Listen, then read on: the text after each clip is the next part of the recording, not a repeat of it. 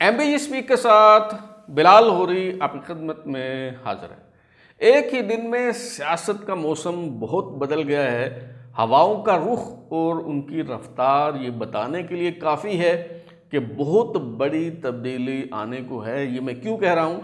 आज बहुत से अहम फैसले हुए हैं, बहुत सी डेवलपमेंट्स हुई हैं। उनमें से कुछ मैं आपके साथ शेयर करता हूँ जिससे आपको अंदाज़ा होगा कि क्यों मैं मौसम के बदलने की बात कर रहा हूँ। मिसाल के तौर पे साबिक वज़ीर आज़म और तहरीक इंसाफ के बानी इमरान खान और उनकी अहलिया को तोशाखाना केस में जो सज़ा सुनाई गई थी वो आज मुअत्तल हो गई है। वज़ीर आला खैबर पख्तूनख्वा अली अमीन गंडापुर के वारंट गिरफ्तारी जारी हुए थे, वो वारंट मनसूख हो गए हैं और अली अमीन गंडापुर ने जेल में इमरान खान साहब से जाके जो है वो मुलाकात की है, उनसे मशावरत की है। इसके अलावा तहरीक इंसाफ के एक साबिक रहनुमा फवाद चौधरी, साबिक वफाकी वज़ीर इत्तलात व नशरियात, उनकी ज़मानत आज मंजूर हो गई है। तहरीक इंसाफ के एक और साबिक वफाकी वज़ीर हमाद अज़हर जो मुसलसल कई माह से रोपोश थे, वो मंजर आम पर आ गए हैं और पेशावर हाई कोर्ट से उन्हें राहदारी ज़मानत मिल गई है। इसके अलावा इमरान खान और बुशरा बीबी को एक और रिलीफ ये मिला है कि अदालत की तरफ से कहा गया है कि हफ्ते में एक बार इमरान खान और बुशरा बीबी की मुलाकात का एहतमाम किया जाए। इसके अलावा इस्लामाबाद हाई कोर्ट के 6 जजों ने जो ख़त लिखा था सुप्रीम जुडिशल काउंसिल को और इस पर हुकूमत ने कमीशन बनाने का ऐलान किया था, तो इस कमीशन के सरबरा साबिक chief justice supreme court justice Tassaduq Jilani ने आज वज़ीर आज़म शहबाज शरीफ साहब को एक ख़त लिखा और उन्होंने इस कमीशन की सरबराही करने और ये इंक्वायरी करने से जो है वो माज़रत कर ली है। Chief justice supreme court justice Qazi Faez Isa ने इस मामले का अज़ खुद नोटिस ले लिया है और अपनी सरबराही में एक लार्जर बेंच तश्कील दे दिया है जो बुध के दिन समाअत करेगा इस हवाले से। और इस्लामाबाद हाई कोर्ट के 6 जजों ने जो ख़त लिखा था इस हवाले से जो है वो जायज़ा लिया जाएगा और इस मामले की जो है वो समाअत हो गई। तो ये जो सारी डेवलपमेंट्स हैं, क्या ये बताने के लिए काफ़ी हैं कि तहरीक इंसाफ के साबिक सरबरा, तहरीक इंसाफ के बानी साबिक वज़ीर आज़म इमरान खान साहब जो हैं वो ईद उल फ़ितर से पहले रिहा होने जा रहे हैं।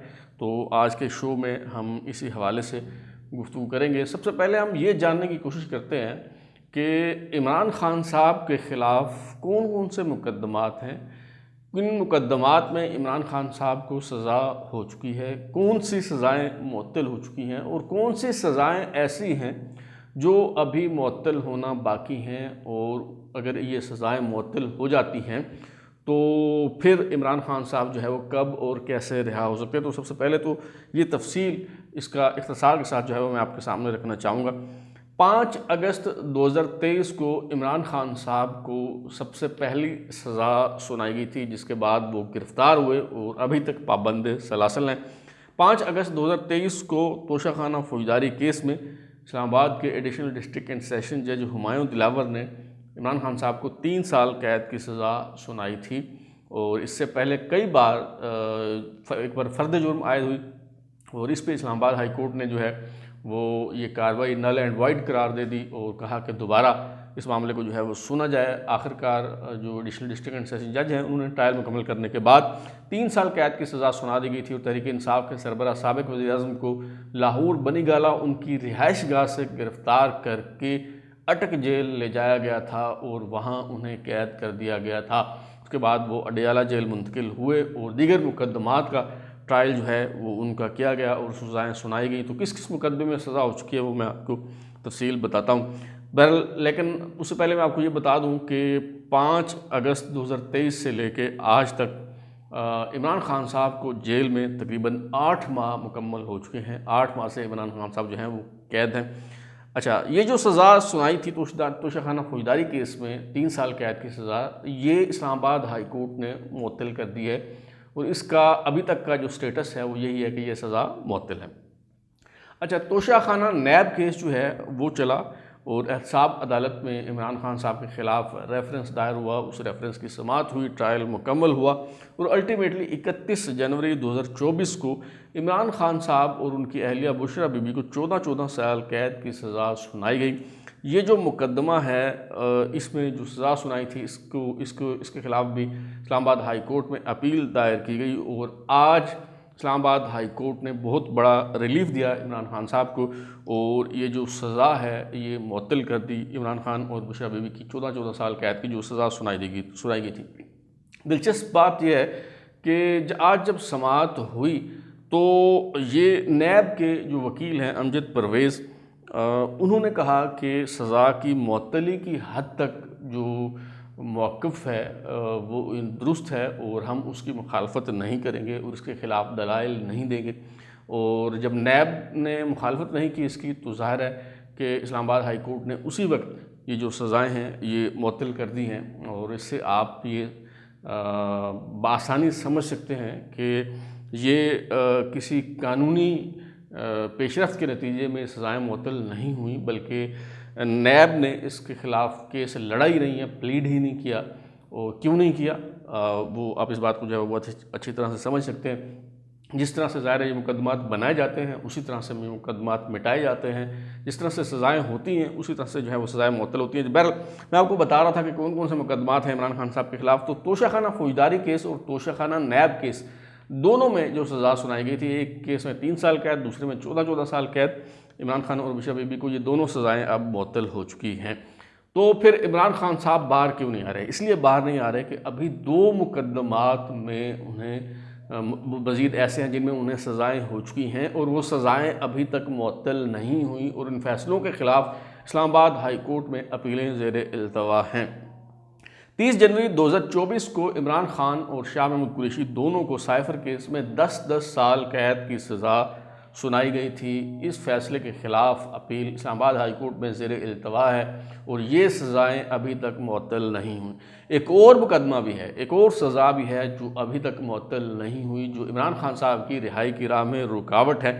वो ये है जनाब के 3 फरवरी 2024 को जो है वो सीनियर सिविल जज कुदरतुल्लाह ने इद्दत में निकाह करने की पादाश में पाकिस्तानी कवानीन की खिलाफ वर्जी करने की वजह से इमरान खान साहब और बुशरा बीबी साहिबा दोनों को 7-7 साल कैद की सज़ा सुना दी थी।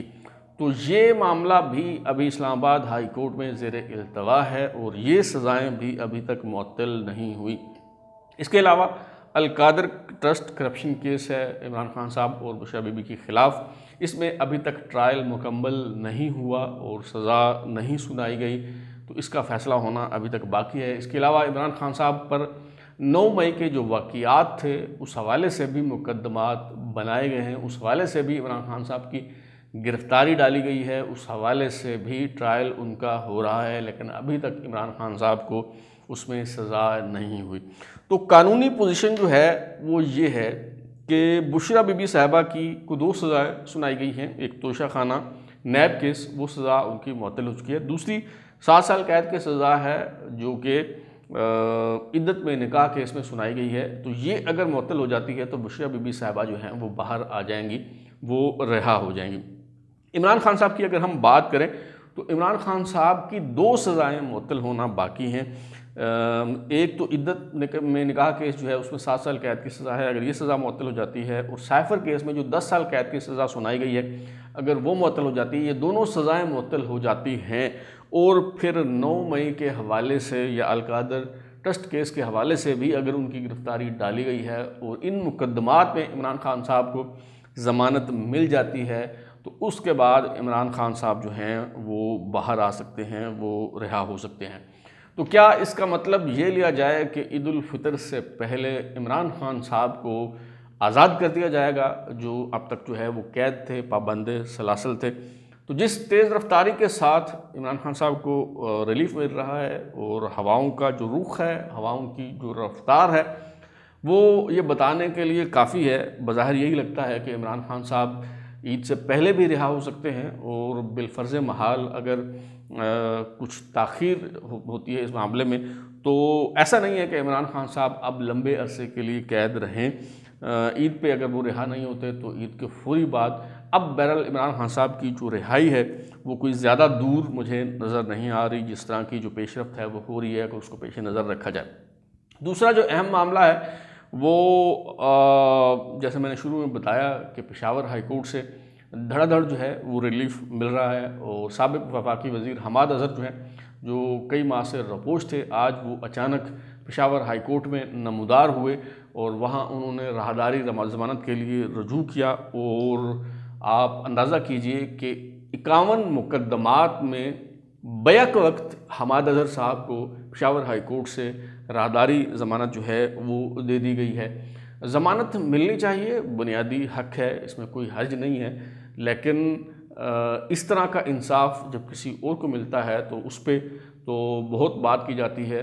अब ये 51 मुकदमात में चंद मिनटों में जो ज़मानत मिली है हमाद अज़हर साहब को। और फिर सवाल तो ये भी है कि पीटीआई के तमाम रहनुमा, वो खा उनका ताल्लुक़ लाहौर से हो, कराची से हो, किसी और सूबे से हो, किसी और जगह से हो, वो पेशावर जाकर ही पेशावर हाई कोर्ट से ही क्यों रजू करते हैं और फिर उन्हें वहाँ से रिलीफ भी मिल जाता है। इसी तरह कोई भी अहम मामला हो तो पीटीआई लाहौर हाई कोर्ट में, इस्लामाबाद हाई कोर्ट में या किसी और हाई कोर्ट से रजू करने की बजाय पेशावर हाई कोर्ट से ही क्यों रजू करती है। और फिर पेशावर हाई कोर्ट से बहुत जल्दी इंसाफ भी मुयस्सर आ जाता है पीटीआई को। तो इसका क्या मतलब लिया जाए? माजी में जब लाहौर हाई कोर्ट से रिलीफ मिलता था मुस्लिम लीग नून के रहनुमाओं को, तो लाहौर हाई कोर्ट पर फप्ती कसी जाती थी कि ये लाहौर हाई कोर्ट नहीं है बल्कि लोहार हाई कोर्ट है।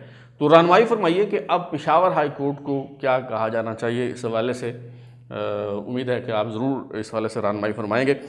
तो दूसरा जो अहम मामला है वो इस्लामाबाद हाई कोर्ट के 6 जजों का ख़त है और वो मामला अभी तक जो है वो किसी करवट नहीं बैठ सका। उसकी वजह यह है कि हुकूमत ने इस पर एक कमीशन बनाने का ऐलान किया था। मुलाकात हुई थी वज़ीर-ए-आज़म पाकिस्तान की चीफ़ जस्टिस पाकिस्तान से और इस मुलाकात के में तय पाया था कि जी इस वाले से हुकूमत तहकीकात करेगी और कमीशन बनाया जाएगा। और साबिक चीफ़ जस्टिस तसद्दुक़ जिलानी, जो बेदाग माजी के हामिल चीफ़ जस्टिस हैं, साबिक चीफ़ जस्टिस, उनकी सरबराही में एक यकरुकनी कमीशन जो है वो बनाया गया था, तश्कील दिया गया था और इस पर उनकी कंसेंट भी शायद हासिल की गई थी। लेकिन आज साबिक चीफ़ जस्टिस तसद्दुक़ जिलानी साहब ने वज़ीर-ए-आज़म को एक ख़त लिखा और इस ख़त में उन्होंने कहा कि चूँकि ये जो 6 जजों का ख़त है इसमें सुप्रीम जुडिशल काउंसिल को मुखातब किया गया है और फिर जो टर्म्स ऑफ रेफरेंस हैं, यानी जो कवायद व ज़वाबित इस कमीशन के हवाले से तय किए गए हैं, उस पर भी साबिक चीफ़ जस्टिस तसद्दुक़ जिलानी साहब ने जो है वो कहा कि ये नाकाफ़ी हैं और ये ठीक नहीं है।